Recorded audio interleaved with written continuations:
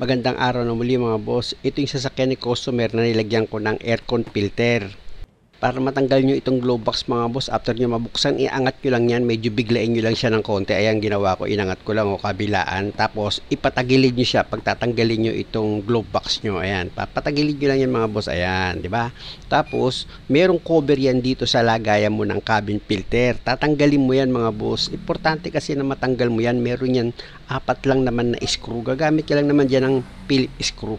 Before kasi na mabili ni customer itong sasakyan niya, wala yang aircon filter na ang tawagin niya is cabin filter.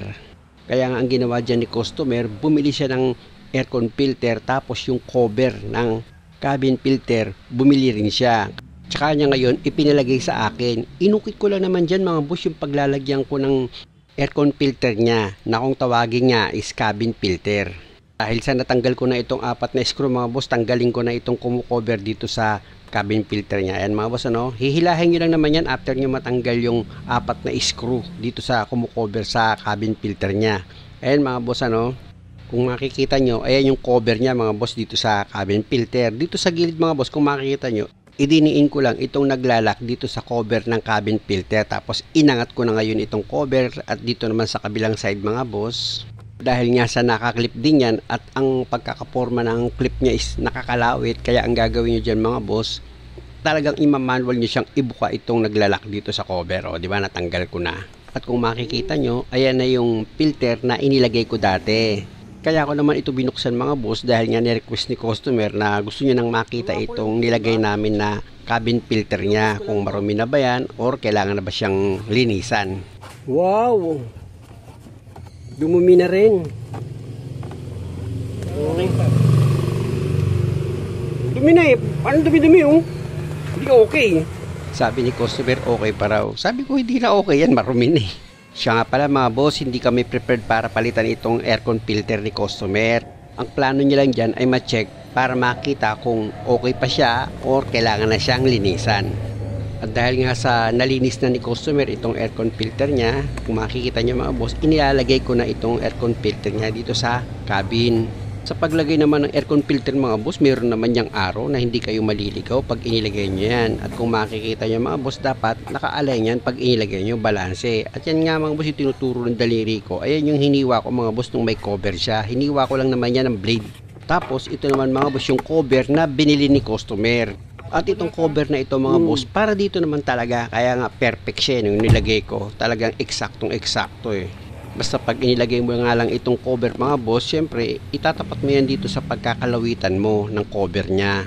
Tsaka mo ngayon siya ididiin. Ayan mga boss, kung makita nyo, diniin ko na, di ba? Pag nadiin mo na dyan mga boss, kumalawit na yan, naglock na siya. Dito naman sa kabilang side mga boss, itutulak mo na lang yan. Kung sana yan maglalak. Ayan o, didiin ko na lang siya o. Pag tumunog yun mga boss, ibig sabihin nun, nakalak na yan. At dahil nga sa okay na ito mga boss, nakalapat na yung cover niyan. O pwede mo na ngayon ikabit itong kumukover dito sa cabin filter mo. Sa pagkabit naman itong cover mga boss, unang-una hindi ka naman dyan mahihirapan. Dahil meron naman yung guide, itutusok mo muna yan sa guide niya. Tsaka mo ngayon ididiin. Na pag diniin mo yun mga boss, kiklip na yun or maglalak na siya.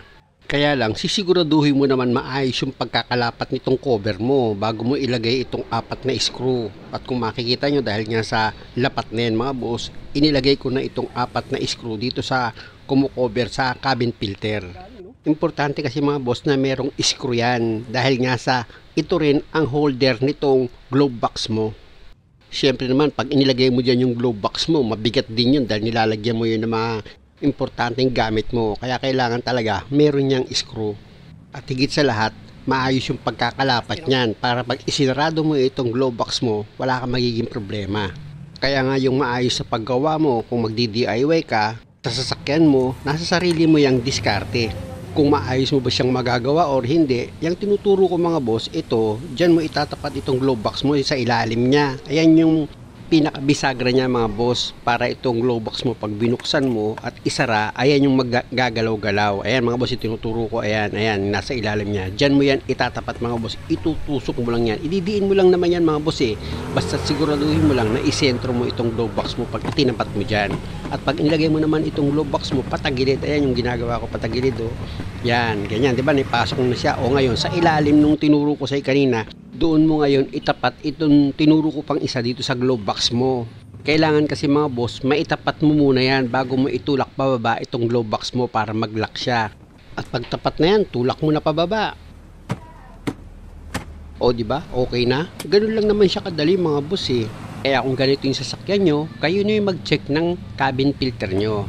Salamat mga boss, sana wag nyo namang kalimutang mag-subscribe sa channel ko. Salamat!